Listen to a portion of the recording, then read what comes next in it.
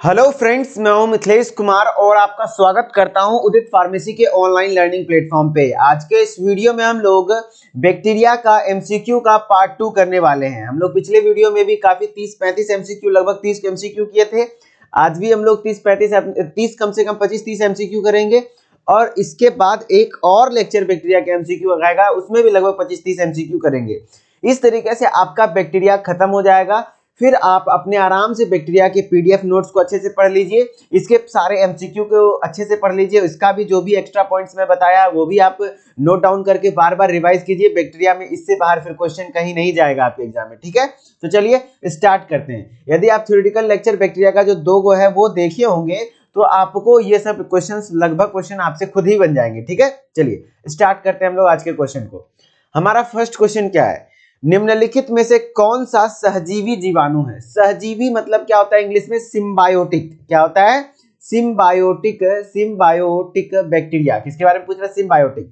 आखिर सहजीवी होता क्या है, तो सह मतलब साथ में, जीवी मतलब जीना, तो वैसा जीव जो कि साथ में जीता हो। जैसे कि आपको मैं बताता हूं सहजीवी का एग्जाम्पल। जैसे कि सहजीवी का एग्जाम्पल क्या है, आप पढ़े होंगे लाइकेन। किसके बारे में, लाइकेन के बारे में सुने होंगे, जो कि किसके बीच का सहजीवी संबंध है, algae plus fungi. Algae plus fungi, algae और फंगी दोनों साथ मिलकर रहता है तो उसको हम लोग क्या कहते हैं, लाइकेन कहते हैं। वो सहजीवी संबंध कहलाता है। क्यों, क्योंकि एल्गी क्या कर सकता है, खाना बना सकता है। तो एल्गी फंगी को क्या देता है, खाना देता है, और फंगी एल्गी को रहने का जगह देता है। तो दोनों एक दूसरे को क्या प्रोवाइड करे, फायदा दे, एक दूसरे को फायदा दे। तो उस तरीके के संबंध को हम लोग क्या कहते हैं, सहजीवी संबंध कहते हैं। तो वही पूछ रहा है कि सहजीवी जीवाणु, कोई सिम्बायोटिक बैक्टीरिया का एग्जाम्पल दीजिए। किसका, सिम्बायोटिक बैक्टीरिया, वैसा जीवाणु जो कि पौधा को क्या करते हैं, कुछ हेल्प दे और पौधा उसको कुछ हेल्प दे, इस तरीके का जीवाणु। तो आपको मैं बता दूं कि राइजोबियम नाम का जीवाणु होता है। कौन सा, आप इसके बारे में पहले भी सुन चुके होंगे। राइजोबियम जीवाणु जो कि दलहन फसल जो भी होता है, लेग्यूम्स पौधा, लेग्यूमिनस प्लांट मतलब क्या होता है, जो भी दलहन, जैसे कि ये मटर का पौधा है तो मटर भी दाल ही है। तो दलहन का पौधा जो होता है उसके जड़ में राइजोबियम बैक्टीरिया होता है। कौन सा बैक्टीरिया होता है, राइजोबियम। मैं यहाँ लिख देता हूँ बड़े अक्षरों में, ध्यान रखिएगा, बहुत इंपॉर्टेंट बैक्टीरिया है। राइजोबियम बैक्टीरिया होता है जो कि क्या है, एक सिम्बायोटिक बैक्टीरिया है। आप पूछेंगे कैसे बोलेंगे इसको sir, symbiotic bacteria. Symbiotic bacteria मतलब क्या हुआ, सिम्बायोटिक बैक्टीरिया मतलब क्या हुआ, सहजीवी जीवाणु है, सहजीवी जीवाणु है, ठीक है। तो राइजोबियम एक सिम्बायोटिक बैक्टीरिया है, ठीक है। अब बात करते हैं कैसे है। तो जैसे देखिए ये रूट नोड्यूल्स, ये सब जड़ है। जड़ में देखिए आपको इसको जूम करके दिखाया तो किस तरीके से इसमें रूट के नोड्यूल्स में, जड़ में किस तरीके से राइजोबियम प्रेजेंट है। ये राइजोबियम करता क्या है, तो एटमॉस्फेयर में जो नाइट्रोजन प्रेजेंट है उस एटमॉस्फेरिक नाइट्रोजन को, उस एटमॉस्फेरिक नाइट्रोजन को क्या चीज में बदल देता है, एमोनिया में बदल के नाइट्रोजन फिक्स करता है, एमोनिया में बदल करके पौधा को प्रोवाइड करता है। तो राइजोबियम बैक्टीरिया क्या कर रहा है, राइजोबियम बैक्टीरिया वायुमंडलीय नाइट्रोजन को एमोनिया में तब्दील करके प्लांट्स को क्या प्रोवाइड कर रहा है, नाइट्रोजन प्रोवाइड कर रहा है, एमोनिया प्रोवाइड कर रहा है, ठीक है। तो ये तो राइजोबियम का काम हो गया। पौधा राइजोबियम के लिए क्या कर रहा है, तो पौधा प्रकाश संश्लेषण कर सकता है, तो वो खाना बना रहा है। तो वो खाना क्या कर देता है, राइजोबियम बैक्टीरिया को प्रोवाइड करता है कि लो तुमको हम खाना दिए, तुम हमको क्या दो, अमोनिया दो। तो कैसे अमोनिया दिया, तो नाइट्रोजन फिक्स करके। तो इसलिए राइजोबियम को हम लोग क्या कहते हैं, नाइट्रोजन फिक्सिंग बैक्टीरिया भी कहते हैं। क्या कहते हैं, nitrogen fixing bacteria. Nitrogen fixing कहने का मतलब आप पढ़ चुके हैं, पिछले क्लास में हमने बताया कि वो जो वायुमंडलीय नाइट्रोजन को अमोनिया में तब्दील करके पौधा को प्रोवाइड कराए उसको हम लोग नाइट्रोजन फिक्सिंग कहते हैं। फिर अमोनिया से क्या करे, NO2 माइनस नाइट्रेट या फिर नाइट्राइट बनाए, नाइट्रेट या फिर नाइट्राइट बनाए, तो उसको हम लोग नाइट्रिकारी बैक्टीरिया कहते हैं, नाइट्रीफाइंग बैक्टीरिया, जो कि नाइट्रिकारी बैक्टीरिया, ठीक है, नाइट्रीफाइंग बैक्टीरिया। तो वो चीजें नहीं, यहाँ पे हम लोग किसके बारे में पढ़ रहे हैं, नाइट्रोजन फिक्सिंग बैक्टीरिया, जो वायुमंडलीय नाइट्रोजन को अमोनिया में तब्दील कर ले और उसको पौधा को प्रोवाइड करे। तो इस तरीके से क्या हुआ, राइजोबियम सिम्बायोटिक रिलेशनशिप शो किया ना, राइजोबियम उसको अमोनिया दिया और पौधा इसको खाना दिया और रहने का जगह दिया। तो वही चीजें देखिए यहाँ लिखा हुआ है, नाइट्रोजन फिक्सिंग बैक्टीरिया, हमने बताया नाइट्रोजन फिक्स कर रहा है, एटमॉस्फेरिक नाइट्रोजन को अमोनिया में तब्दील करके पौधा को दे रहा है, तो नाइट्रोजन फिक्स कर रहा है। Like rhizobium fixes atmospheric nitrogen into nitrogenous compound. कौन से कंपाउंड के बारे में बोल रहा है, NH3 के बारे में बोल रहा है, अमोनिया, किसके बारे में, एमोनिया में तब्दील कर देता है। क्लियर, चलिए अब ये क्वेश्चन देखिए, पढ़िए, आराम से बन जाएगा। निम्नलिखित में से कौन सा सहजीवी जीवाणु है? तो आपका सहजीवी जीवाणु क्या है? राइजोबियम है। कैसे है मैंने बता दिया, तो आपका आंसर क्या हो जाएगा? सहजीवी जीवाणु कौन सा है? तो rhizobium bacteria is the symbiotic bacteria which is present in the leguminous plant which helps in atmospheric nitrogen fixation into ammonia in the form of ammonia। ठीक है, चलिए नेक्स्ट क्वेश्चन हम लोग क्या करते हैं। नेक्स्ट क्वेश्चन है, निम्न में से कौन सा रसायन स्वपोषी जीवाणु है? रसायन स्वपोषी मतलब क्या? हमने बता रखा है कि ऑटोट्रॉफ दो तरीके का, बैक्टीरिया में दो तरीके का ऑटोट्रॉफ हो सकता है। एक होता है कीमो ऑटोट्रॉफ, कीमो ऑटोट्रॉफ जो कि क्लोरोफिल उसमें नहीं है फिर भी वो अपना खाना बना सकता है, और एक होता है फोटो ऑटोट्रॉफ जो कि सूर्य के प्रकाश में क्लोरोफिल प्रेजेंट है तभी वो खाना बनाएगा। तो वो पूछ रहा है कीमो ऑटोट्रॉफ बैक्टीरिया का एग्जांपल, तो याद रखिएगा काफी फेमस बैक्टीरिया है नाइट्रोसोमोनास। क्या? नाइट्रोसोमोनास नाम का बैक्टीरिया है जो कि कीमो ऑटोट्रॉफिक जीवाणु है। कीमो ऑटोट्रॉफिक जीवाणु बहुत कम ही होते हैं जो कि क्या है, ये एक कीमो ऑटोट्रॉफिक जीवाणु क्या है? नाइट्रोसोमोनास है। कीमो ऑटोट्रॉफिक जीवाणु क्या कहते हैं, क्या है? नाइट्रोसोमोनास है। और फोटो ऑटोट्रॉफिक क्या है? साइनोबैक्टीरिया है। कौन है? साइनोबैक्टीरिया। साइनोबैक्टीरिया, साइनोबैक्टीरिया के एग्जांपल याद है? नोस्टक, याद है? नोस्टक, ये सब याद रखिए, एनाबीना और माइक्रोसिस्टिस। क्या? माइक्रोसिस्टिस। ठीक है, ये सब है जो कि साइनोबैक्टीरिया के एग्जांपल है। क्लियर? जो कि सारे फोटो ऑटोट्रॉफ होते हैं। और कीमो ऑटोट्रॉफ का एग्जांपल है नाइट्रोसोमोनास। ओके, चलिए नेक्स्ट क्वेश्चन पे आते हैं हम लोग। नेक्स्ट क्वेश्चन है, जो जीवाणु सीधे ही वायुमंडलीय नाइट्रोजन को नाइट्रोजन के यौगिकों में बदलते हैं क्या कहलाते हैं? अभी हमने बताया कि सीधे वायुमंडलीय नाइट्रोजन को यदि नाइट्रोजन के यौगिक में तब्दील करे, convert N2 into ammonia, nitrogen का यौगिक क्या है? अमोनिया में तब्दील करे, वो क्या कहलाते हैं? वो क्या कहलाते हैं? नाइट्रोजन फिक्सिंग बैक्टीरिया कहलाते हैं। क्या कहलाते हैं? Nitrogen fixing. फिक्सिंग मतलब स्थिरीकरण, फिक्सिंग बैक्टीरिया कहलाते हैं, जो कि एग्जांपल क्या है? राइजोबियम। क्या है? राइजोबियम। ठीक है, तो नाइट्रोजन फिक्सिंग बैक्टीरिया मतलब क्या हुआ? नाइट्रोजन स्थिरीकरण बैक्टीरिया कहलाएगा। ठीक है, तो वही चीजें देखिए, आपका आंसर क्या जाएगा? नाइट्रोजन स्थिरीकरण जीवाणु। क्या जाएगा? नाइट्रोजन फिक्सिंग बैक्टीरिया कहलाएगा। कौन? जो जीवाणु वायुमंडलीय नाइट्रोजन को सीधे उसके नाइट्रोजन के यौगिक में तब्दील कर दे, वो नाइट्रोजन फिक्सिंग बैक्टीरिया कहलाता है। फिर आप करेंगे नाइट्रीफाइंग बैक्टीरिया क्या कहलाता है, ये भी जानिए। तो नाइट्रीफाइंग बैक्टीरिया वो होते हैं जो कि एमोनिया को किस में तब्दील कर दे? एमोनिया को नाइट्राइट्स NO2 माइनस में या तो नाइट्रेट्स NO3 माइनस में तब्दील कर दे, तो वो हुआ नाइट्रीफाइंग बैक्टीरिया। फिर डीनाइट्रीफाइंग बैक्टीरिया क्या होता है? डीनाइट्रीफाइंग बैक्टीरिया होता है जो कि प्रोकैरियोट्स कन्वर्ट इनटू N2, जो कि अब इफिल से NO2 माइनस को N2 में तब्दील कर दे, वो डीनाइट्रीफाइंग बैक्टीरिया होता है। ठीक है, तो नाइट्रिक कारी जीवाणु वो हो गया, डीनाइट्रीफाइंग भी समझ गए आप। इस क्वेश्चन में तीनों ऑप्शन समझ गए। डीनाइट्रीफाइंग वो हुआ जो कि NO2 माइनस को फिर से N2 में तब्दील कर दे, वो हुआ डीनाइट्रीफाइंग। फिर ये हुआ वायुमंडलीय नाइट्रोजन को NH3 में तब्दील करे, वो नाइट्रोजन फिक्सिंग। और ये क्या करे? NH3 को अब किस में तब्दील कर दे? NO2 माइनस नाइट्राइट या फिर नाइट्रेट में। ठीक है, NO3 माइनस में। समझ गए? चलिए, लेकिन आंसर आपका क्या होगा यहाँ पे? सी नंबर ऑप्शन होगा।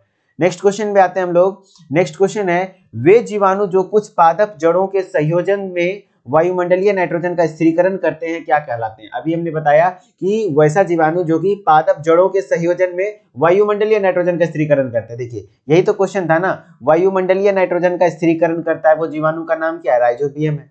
आपका आंसर सीधा चल जाएगा राइजोबियम। देख रहे हैं किस प्रकार से घुमा घुमा के पूछा जा रहा है, तो आपका आंसर राइजोबियम हो जाएगा। तो ये काफी इंपॉर्टेंट टॉपिक है राइजोबियम बैक्टीरिया, तो ध्यान रखिएगा, इससे क्वेश्चन आएंगे। नेक्स्ट है, बैक्टीरियम तथा साइनोबैक्टीरियम के बीच समानता है। तो देखिए, बैक्टीरिया एक पूरा किंगडम है। बैक्टीरिया एक पूरा किंगडम क्या है? मोनेरा। बैक्टीरिया बोलने का मतलब है मोनेरा। और साइनोबैक्टीरिया क्या है? बैक्टीरिया के अंदर एक अलग टाइप का बैक्टीरिया है जो कि फोटो ऑटोट्रॉफ होता है। फोटो ऑटोट्रॉफ होता है। फोटो ऑटोट्रॉफ होता है मतलब क्या है? वो प्रकाश संश्लेषण कर सकता है और ऑक्सीजेनिक फोटोसिंथेसिस करता है, मतलब उसमें जो फोटोसिंथेसिस होता है ऑक्सीजन गैस बाहर निकलता है। ठीक है, तो ये हुआ ऑक्सीजन, वो साइनोबैक्टीरिया है। तो इसके बीच समानता क्या है? डिफरेंस तो काफी सारी चीजें, ये सारे बैक्टीरिया फोटो ऑटोट्रॉफ नहीं होते हैं, लेकिन साइनोबैक्टीरिया स्पेशली फोटो ऑटोट्रॉफ होता है। तो इस दोनों के बीच समानता क्या है? तो आप हमें बताइए कि ये भी प्रोकैरियोट्स है, ये भी प्रोकैरियोट्स है, ये भी प्रोकैरियोट्स है। तो दोनों का केंद्रक इस तरीके का होता है, बिखरा हुआ केंद्रक होता है। केंद्रक होता ही नहीं है, बल्कि उसका जेनेटिक मटेरियल ही क्या हो जाता है? कोशिका द्रव्य में इस तरीके से बिखरा हुआ होता है और उसका एक नया नाम दे दिया जाता है। प्रोकैरियोट्स के एक जेनेटिक मटेरियल का नाम होता है न्यूक्लियोइड, न्यूक्लियस नहीं न्यूक्लियोइड। तो न्यूक्लियोइड की उपस्थिति साइनोबैक्टीरिया में भी होती है और बैक्टीरिया में भी होती है। तो आपका आंसर हो जाएगा ए नंबर ऑप्शन, न्यूक्लियोइड की उपस्थिति ही दोनों की समानता है। और बताते ये तीनों क्यों नहीं है। कसाभिक की उपस्थिति, कसाभिक मतलब फ्लैजिला, तो फ्लैजिला ऐसा जरूरी नहीं है कि हर प्रकार के बैक्टीरिया में हर बैक्टीरिया में हो। जो बैक्टीरिया मोटाइल होता है, जो घूम फिर सकता है, उसी में फ्लैजिला प्रेजेंट है। तो ऐसा नहीं है कि दोनों में होगा, ऐसा नहीं है। तो ये ऑप्शन गलत हो गया आपका।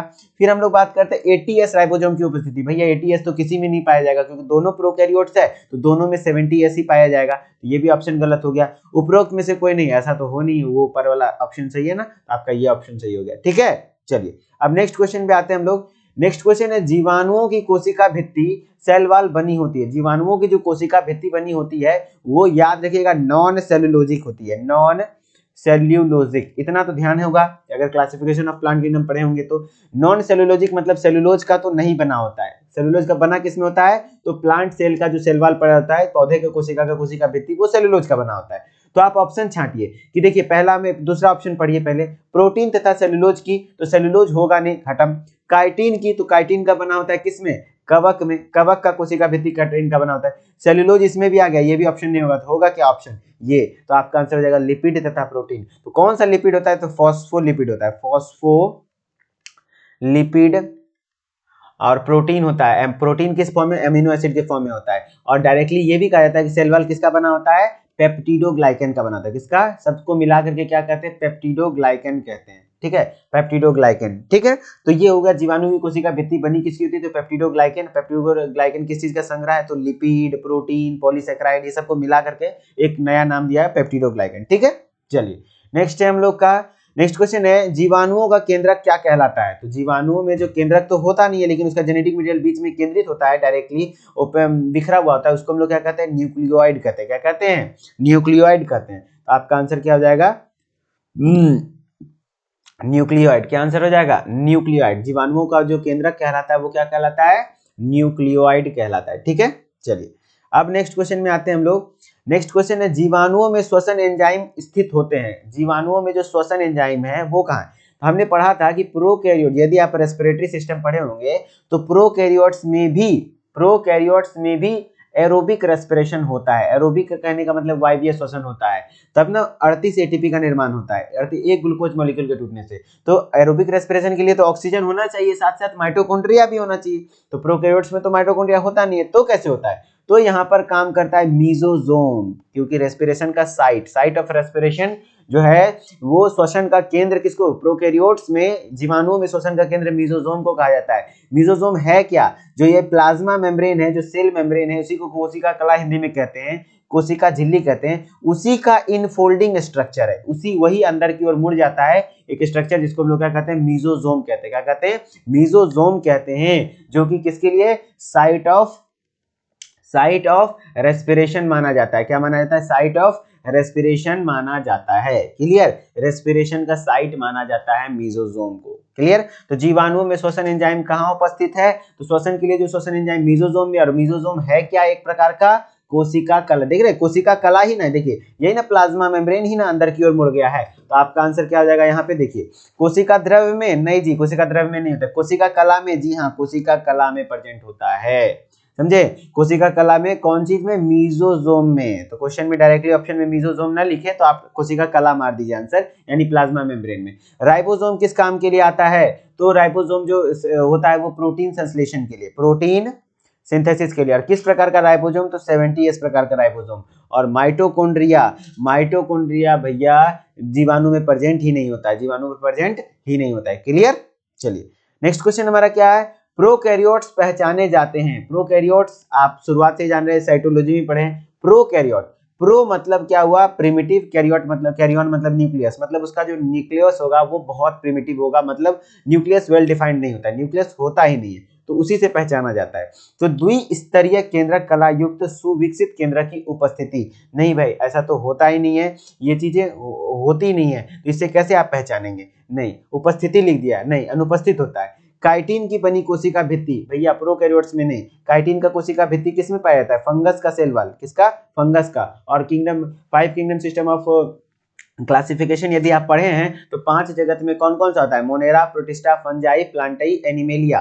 तो जो ये क्या था, सिर्फ मोनेरा प्रोकैरियोट्स था और सब क्या था, यूकैरियोट्स था। तो ये तो यूकैरियोट्स होता है ना, काइटिन का बना कोशिका भित्ति फंगस में होता है, फंगस क्या है, यूकैरियोट्स है। तो ये तो ऑप्शन हुआ नहीं, हमको प्रोकैरियोट्स का पूछना है। तो द्विस्तरीय केंद्रक कला की अनुपस्थिति वाले एक असत्य केंद्रक से, जी हाँ, इसमें ट्रू न्यूक्लियस नहीं, असत्य केंद्रक होता है, मतलब केंद्रक होता ही नहीं, असत्य केंद्रक होता है, समझ रहे ना। न्यूक्लियाइड, असत्य केंद्रक मतलब क्या बोला है, न्यूक्लियोइड के बारे में बोला है, इसमें न्यूक्लियोइड प्रेजेंट होता है। और द्विस्तरीय मतलब क्या, जो डबल मेम्ब्रेन बाउंड, जो बढ़िया वेल डिफाइंड न्यूक्लियस होगा वो अनुपस्थित होगा, इसमें नहीं प्रेजेंट होता है। इस कारण से आपका आंसर हो जाएगा सी। राइबोसोम की अनुपस्थिति, नहीं भाई, राइबोसोम प्रोकैरियोट हो यूकैरियोट हो सब में पाया जाता है, ठीक है। बस बात अलग है कि प्रोकैरियोट में 70s और यूकैरियोट में 80s। क्लियर हो गया। चलिए नेक्स्ट क्वेश्चन पे आते हैं हम लोग। नेक्स्ट क्वेश्चन है, नीले हरे शैवालों तथा जीवाणुओं की कोशिका भित्ति में उपस्थित पदार्थ है। तो नीले हरे शैवाल तथा जीवाणुओं की कोशिका भित्ति में क्या पाया जाता है, तो जीवाणुओं की कोशिका भित्ति में क्या पैक्टिन पाया जाता है, नहीं काइटिन नहीं, ये कवक के कोशिका भित्ति में काइटिन पाया जाता है। तो सेल्यूलोज तो किसकी कोशिका भित्ति में पाया जाता है, ये पादप कोशिका की कोशिका भित्ति में पाया जाता है। और ये भी मेनली पादप कोशिका, पैक्टिन भी पादप कोशिका के मिडिल लेमिला में पाया जाता है। लेकिन आपका जो म्यूरामिक अम्ल है, म्यूरामिक एसिड, वो जीवाणुओं के लगभग साइनोबैक्टीरिया और जो भी जीवाणु होता है जनरली उसके कोशिका भित्ति में म्यूरामिक अम्ल भी पाया जाता है। क्या पाया जाता है, म्यूरामिक एसिड, ठीक है, याद रखिएगा। उसी तरह से देखिए, ग्राम धनात्मक जीवाणुओं में कोशिका भित्ति बनी होती है। तो ग्राम धनात्मक जीवाणु, जो ग्राम पॉजिटिव बैक्टीरिया होते हैं, जिनका की मतलब सेल वॉल लगभग, देखिए जो भी बैक्टीरिया है उसके सेल वॉल तो पेप्टिडोग्लाइकन से बने होते हैं, लेकिन जो ग्राम पॉजिटिव बैक्टीरिया है उसमें एक और एक्स्ट्रा चीज प्रेजेंट होता है। वो क्या प्रेजेंट होता है, म्यूरिन। क्या प्रेजेंट होता है, म्यूरिन नाम की एसिड प्रेजेंट होती है। तो क्या कहते हैं, ग्राम धनात्मक जीवाणु की कोशिका भित्ति किससे बनी होती है, म्यूरिन की बनी होती है, ठीक है। चलिए नेक्स्ट क्वेश्चन है हमारा, जीवाणुओं में श्वसन का स्थान है। अभी हमने बता रखा है जीवाणुओं में जो श्वसन का स्थान है वो क्या है, मीजोजोम है, क्योंकि इसमें माइटोकॉन्ड्रिया तो होता नहीं है। ऑप्शन नंबर सी देख लीजिए, मीजोजोम है ना। चलिए नेक्स्ट क्वेश्चन है, जीवाणुओं में श्वसन क्रिया का केंद्र, वही क्वेश्चन देखिए, श्वसन क्रिया का केंद्र, साइट ऑफ रेस्पिरेशन, तो वो भी क्या हो जाएगा, मीजोजोम, ऑप्शन नंबर ए, समझ रहे ना। इस तरीके से सारे क्वेश्चंस बनेंगे। जीनोफोर क्या है, तो जीनोफोर देखिए होता क्या है, तो genophore genetic material of prokaryotes को कहते हैं, जेनेटिक मटेरियल ऑफ, ध्यान से देखिएगा, genetic material of prokaryotes, prokaryotes को हम लोग क्या कह देते हैं, जीनोफोर कहते हैं। क्या कहते हैं, जीनोफोर कहते हैं, ठीक है। तो genetic material of prokaryotes, prokaryotic कोशिका के जेनेटिक मटेरियल को हम लोग क्या कहते हैं, जीनोफोर कहते हैं, समझ रहे हैं ना। तो चाहे वो जेनेटिक मटेरियल डीएनए भी हो सकता है, आरएनए भी हो सकता है, लेकिन जो प्रोकैरियोट्स हैं अक्सर क्या, वो क्या है, बैक्टीरिया हैं। और बैक्टीरिया में जो अक्सर मैक्सिमम मेजॉरिटी में जेनेटिक मटेरियल होता है वो क्या होता है, डीएनए। तो इसीलिए हम लोग कह सकते हैं कि बैक्टीरिया के डीएनए को, जीवाणु के डीएनए को क्या कहते हैं, जीनोफोर कहते हैं। तो जीवाणुओं के डीएनए को क्या कह देंगे, जीनोफोर कह देंगे। क्लियर, जीनोफोर क्या है, जीवाणुओं के डीएनए को हम लोग क्या कह देते हैं, जीनोफोर कह देते हैं। क्लियर। चलिए नेक्स्ट है हमारा क्या, ग्राम ऋणात्मक जीवाणु ग्राम धनात्मक जीवाणु से इस बात से भिन्न होती है उनकी कोशिका भित्ति। तो ग्राम धनात्मक जीवाणु की कोशिका भित्ति किसी म्यूरिन की बनी होती है, MEURIN, म्यूरिन की। और ये काफी क्या कहते हैं, ग्राम ऋणात्मक नहीं, ग्राम धनात्मक जीवाणुओं की कोशिका भित्ति म्यूरिन की बनी होती है, MEURIN, म्यूरिन। और ये सिंपल स्ट्रक्चर होती है, सिंपल स्ट्रक्चर होती है। लेकिन जो ग्राम ऋणात्मक जीवाणु का कोशिका भित्ति होता है वो बड़ा कॉम्प्लेक्स होता है, यानी जटिल होता है। तो इसी कारण से अंतर होता है कि ग्राम ऋणात्मक जीवाणु का जो कोशिका भित्ति होता है वो जटिल होता है। तो वही चीजें यहाँ पे जाइए, ग्राम ऋणात्मक जीवाणु ग्राम धनात्मक जीवाणु से इस बात से भिन्न होती है क्योंकि कोशिका भित्ति क्या होती है, जटिल होती है। किसका, ग्राम ऋणात्मक जीवाणु का। क्लियर, समझ रहे हैं। चलिए नेक्स्ट क्वेश्चन है, अनेक जीवाणु कोशिकाओं में कोशिका भित्ति पर सूक्ष्म रोमिल संरचनाएं पाई जाती है, क्या कहलाती है। तो देखिए जो जीवाणु कोशिका है वो इसका एग्जांपल है, और इसमें फ्लैजिला तो पाया ही जाता है। तो फ्लैजिला तो मोटाइल बैक्टीरिया में, लेकिन रोमिल संरचना है, रोमिल सूक्ष्म रोमिल मतलब छोटे छोटे संरचना पाए जाते हैं, वो क्या कहलाते हैं, तो वो कहलाते हैं, देखिए ये छोटे छोटे संरचना पाए जाते हैं वो पाइलस यानी पिलाई कहलाते हैं। क्या कहलाते हैं, प्लूरल में बोले तो पिलाई, PILI, PILLI, पिलाई, ठीक है। तो वो क्या कहलाते हैं, पिलाई कहलाते हैं। तो आपका आंसर क्या हो जाएगा, पिलाई, ठीक है। कसाभिका मतलब फ्लैजिला, और फ्लैजिल बताइए फ्लैजिलम किससे बना होता है, फ्लैजिलीन नाम के प्रोटीन से, फ्लैजिलीन नाम के प्रोटीन से, क्लियर। चलिए नेक्स्ट क्वेश्चन हमारा क्या है, प्लाज्मिड्स होते हैं, प्लाज्मिड क्या है, हमने थ्योरेटिकली पढ़ा दिया है कि प्लाज्मिड है क्या। जैसे बैक्टीरिया है, बैक्टीरिया के अंदर बैक्टीरियल DNA प्रेजेंट है इस तरीके से, उसके एक्स्ट्रा, उसके बाहर एक अलग से DNA प्रेजेंट होता है, जेनेटिक मटेरियल प्रेजेंट होता है, जिसको हम लोग क्या होते हैं, प्लाज्मिड कहते हैं। और ये किस प्रकार का, देखिए गोल गोल है ना, तो इसको सर्कुलर DNA, एक्सटर्नल, देखिए एक्स्ट्रा क्रोमोसोमल, इसके बारे में लिखा जाता है इसे extra chromosomal, extra chromosomal circular DNA, क्या है, सर्कुलर DNA। एक्स्ट्रा क्रोमोसोमल इसलिए क्योंकि क्रोमोसोम में जो DNA है वो तो है ही, उसके अलावा ये एक्स्ट्रा क्रोमोसोमल है, सर्कुलर DNA प्रेजेंट होता है। तो उसी को हम लोग क्या कहते हैं, देखिए extra circular DNA molecule separate from, अलग होता है किससे, much larger bacterial chromosome, bacterial chromosome से अलग होता है, ठीक है। तो वही चीजें हैं कि जीवाणुओं के बाह्य गुणसूत्रीय अनुवांशिक पदार्थ, बाह्य गुणसूत्री इसलिए बोला एक्स्ट्रा क्रोमोसोमल, गुणसूत्र से बाहर की ओर एक अलग से प्रेजेंट होता है अनुवांशिक पदार्थ, जिसको कि हम लोग क्या कहते हैं, प्लाज्मिड कहते हैं, क्या कहते हैं, प्लाज्मिड कहते हैं, क्लियर। चलिए नेक्स्ट है, जीवाणुओं में जनन की अत्यधिक सामान्य विधि क्या है। तो जीवाणु क्या है, अलैंगिक प्रजनन करेगा, जब भी करेगा वो कैसा करेगा, अलैंगिक, लगभग मैक्सिमम जो चांस है। और सामान्य विधि मतलब नॉर्मली जो करता है वो कौन सा करता है, विखंडन, खुद को विखंडित कर लेता है, मतलब दो भाग में बांट लेगा, तो उसको हम लोग क्या कर देंगे, विखंडन। तो वो क्या हो जाएगा, विखंडन। इंडोस्पोर का भी निर्माण करता है, लेकिन सामान्य स्थिति में नहीं, वो जब प्रतिकूल स्थिति होता है, जो कि अनफेवरेबल कंडीशन होता है, तब इंडोस्पोर का निर्माण करता है, ठीक है। चलिए नेक्स्ट है हमारा क्या क्वेश्चन, नेक्स्ट क्वेश्चन है, जीवाणु में सर्वाधिक प्रतिरोधी बीजाणु है। तो प्रतिरोधी तभी ना होगा, प्रतिरोधी मतलब रेजिस्टेंस, तो रेजिस्टेंस वो होता है जो अंदर की ओर ही बनता है, एंडोस्पोर सबसे ज्यादा रेजिस्टेंट होता है, सबसे प्रतिरोधी होता है। क्यों, क्योंकि ये सेल के अंदर ही होता है और इसीलिए बनाया जाता है ताकि बाहर में से वो बचा सके, प्रतिरोध कर सके उसका। तो सबसे प्रतिरोधी कौन होता है, एंडोस्पोर होता है, सबसे ज्यादा प्रतिरोधी कौन होता है, एंडोस्पोर होता है, क्लियर। नेक्स्ट क्वेश्चन हमारा क्या है, वास्तविक केंद्रक अनुपस्थित होता है किसमें, वास्तविक केंद्रक यानी ट्रू न्यूक्लियस किसमें प्रेजेंट होता है, आप अनुपस्थित होता है, तो प्रोकैरियोट्स में। और प्रोकैरियोट्स को कौन है बताइए, कौन प्रोकैरियोट्स है, सारे बैक्टीरिया क्या हैं, प्रोकैरियोट्स है। तो आपका आंसर क्या हो जाएगा, बैक्टीरिया। और बैक्टीरिया कहाँ है, ऑप्शन जीवाणु, तो जीवाणुओं में, ठीक है, समझ रहे ना। और सब जैसे कि कवक हो गया, कवक फंगाई है, यूकैरियोटिक में आता है, क्योंकि देखिए ना 5 किंगडम सिस्टम बार बार रिवाइज कीजिए, मोनेरा, प्रोटिस्टा, फंजाई, प्लांटेई, एनिमेलिया, ये सिर्फ प्रोकैरियोट्स था और सब यूकैरियोट्स था। तो कवक यूकैरियोट होगा, लाइकेन तो सहजीवी संबंध है किसके किसके बीच का, एल्गी और फंगी के बीच का, तो ये भी यूकैरियोट्स हो गया। हरे शैवाल, शैवाल भी यूकैरियोट हो गया। तो जो वास्तविक केंद्रक अनुपस्थित होगा किसमें होगा, वो जीवाणुओं में होगा, ठीक है। नेक्स्ट है, जीवाणु अलैंगिक जनन करते हैं। जीवाणु जो अलैंगिक जनन करते हैं वो किस किस प्रकार से कर सकते हैं, यहाँ पे ये नहीं बोला सामान्यतः ने, कितना प्रकार से कर सकते हैं। तो वो सिस्ट बनाकर, जी हाँ सिस्ट भी बनाते हैं। सिस्ट बनाना मतलब जैसे है कि जीवाणु है वो जब अलैंगिक जनन करेगा तो वो अपने बाहर की ओर एक सिस्ट कवरिंग कर लेगा। सिस्ट मतलब जब अनफेवरेबल कंडीशन है, जान रहा है कि बाहर में क्या है, खतरा है मेरे बच्चे को, तो वो सिस्ट से कवर कर लेता है खुद को, तो सिस्ट बनाकर भी करता है। और है अंतः बीजाणु बनाकर अंदर में इंडोस्पोर बना लेता है, वो भी सही है, ये भी करता है। विखंडन तो नॉर्मली करता ही है। तो आपका आंसर क्या हो जाएगा, ये सभी। तो जीवाणु में जो अलैंगिक जनन होते हैं ये सभी प्रकार के होते हैं, ठीक है।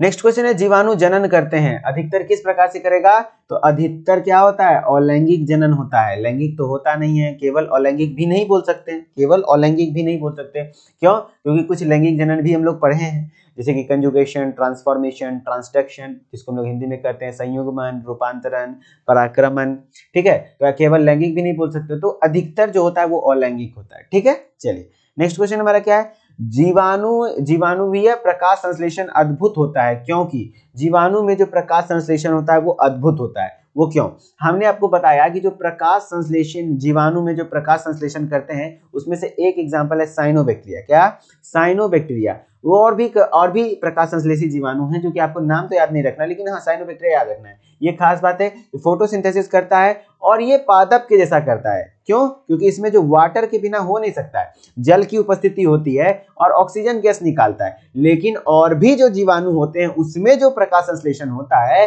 उसमें वाटर का जरूरत ही नहीं होता है, वहां पे हाइड्रोजन सल्फाइड का जरूरत होता है, वो सल्फर गैस रिलीज करता है। कौन सा गैस रिलीज करता है? सल्फर गैस रिलीज करता है। क्लियर?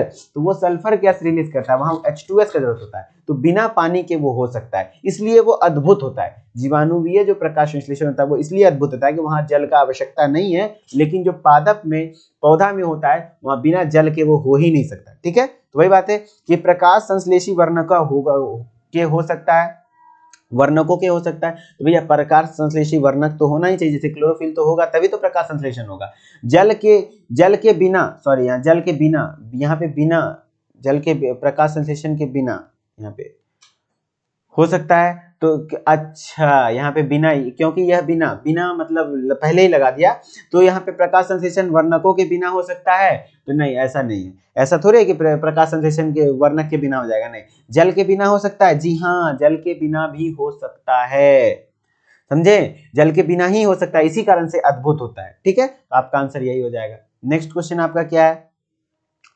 यदि एक जीवाणु कोशिका प्रत्येक 20 मिनट में विभक्त होती है तो 2 घंटे में कितने जीवाणु बनेंगे? तो विभक्त हो रही है, समझ रहे ना, जैसे कि देखिए मैं बार बार कह रहा हूं कि एक जीवाणु है वो डिवाइड करके 2 को बनता है, एक जीवाणु से कितने बन रहे हैं? 2, और एक बार विभक्तिकरण में, जो कि एक बार विभक्त होने में कितना टाइम लग रहा है? 20 मिनट लग रहा है, तो 1 घंटे में कितने बार डिवाइड करेगा? तो 20 मिनट में 1 घंटे में कितना मिनट होता है? 60, कितना मिनट, कितना बार डिवाइड करेगा? 20 से डिवाइड कर देंगे, 3 बार डिवाइड कर पाएगा, है ना, 3 बार 20 मिनट 20 मिनट 20 मिनट, इस 3 बार डिवाइड करेगा, 3 बार डिवीजन होने पर कितना सेल बनेगा, कितना जीवाणु बनेगा? तो एक बार में कितना बन रहा है? 2, है ना, तो 2 बन रहा है, और कितना बार डिवाइड कर रहा है? 3, तो 2 के पावर 3 कर दीजिए, 2 के पावर 3 करिएगा, 2 × 2 × 2, तो कितना हो गया? 2 दूनी 4 दूनी 8, तो जितना बार भी डिवाइड होता है, एक बार में बना कितना वो लिख लीजिए, और कितना बार डिवाइड कर रहा है उसके ऊपर पावर चढ़ा दीजिए, उसके बाद 8 आंसर आ जाएगा। ठीक है, आपको नहीं तो प्रैक्टिकली करके देख सकते, क्योंकि यहाँ तो 3 ही बार हो रहा है, कहीं कहीं 10 बार होगा, तो आप क्या कीजिएगा? उसका डायरेक्टली पावर पे कीजिए, गुना कर दीजिए, नहीं तो देखिए एक सेल है, ये डिवाइड किया, कितना बन गया? 2। ठीक है, अब फिर ये डिवाइड, ये तो एक बार डिवीजन हो गया, अब दूसरा डिवीजन हो जाएगा फिर अगले 20 मिनट में, ये बन जाएगा, ये अब कितना बन गया? 4, ये दूसरे डिवीजन में कितना बन गया? 4। अब हम ये चारों क्या करेगा? अपने आप में बनाएगा, है ना, चारों अपने आप में बनाएगा, तो इस तरीके से ये तीसरा डिवीजन होते होते कितना बन गया टोटल? अब ये सब तो नहीं रहा, ये सब तो डिवाइड हो गया, तो नीचे जो फाइनली बना वही ना हुआ, तो कितना? 1 2 3 4 5 6 7 8, तो टोटल 8 हुआ ना। तो तरीका है कि एक बार में जितना बन रहा है 2 बन रहा है, और कितना बार डिवीजन हुआ उसके पावर चढ़ाइए और डायरेक्ट आंसर निकालिए 8। ठीक है, तो आंसर क्या आ जाएगा? 8। क्लियर? चलिए नेक्स्ट क्वेश्चन है, जीवाणुओं में सर्वाधिक प्रतिरोधी अवस्था होती है, तो सबसे ज्यादा जो होती है वो संपुट युक्त कायिक कोशिका वाला होता है। संपुट मतलब क्या हुआ? कैप्सुलेटेड बैक्टीरिया, जो बैक्टीरिया के बाहर एक कैप्सूल बना होता है, सिस्ट बना होता है, वो सबसे ज्यादा प्रतिरोधी अवस्था होती है। तो आप याद रखेंगे संपुट युक्त कायिक कोशिका ही सबसे ज्यादा प्रतिरोधी अवस्था होती है। क्लियर? चलिए आज के लिए हमारा इतना ही क्वेश्चन था, काफी चीजें आप, आई होप कि आपने सीखा होगा, और जो चीजें आपने सीखी होंगी राइट डाउन भी आप करेंगे। ठीक है, और बार बार चीजों को रिवाइज करते रहेंगे। अगर आप याद रख लेते हैं सारे मेरे पढ़ाए हुए बात को, तो याद रखिए, बात मानिए, क्वेश्चन इससे बाहर नहीं जाएगा।